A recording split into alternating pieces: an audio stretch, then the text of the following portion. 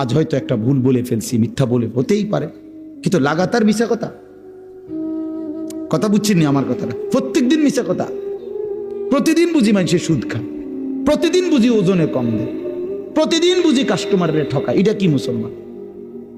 এ কেমন ধরনের পাপী? 30 বছর বুঝি প্রত্যেক দিন টেলিভিশন চলবে আপনার ঘরে, প্রতিদিন আপনার ঘরে নিয়ম মাফিক নাচ গান নর্তকের ছবি চলবে। আপনাদের আখিরাত নাই? আপনার বিবি বাচ্চার আখিরাত নাই? তো এরা মরলে কোথায় যাবে?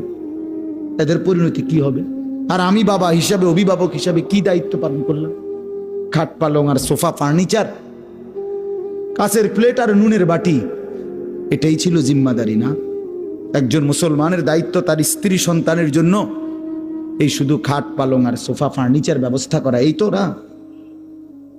বলেন না বাবা, বলেন তো কি দায়িত্ব ছিল? কোরআন শরীফ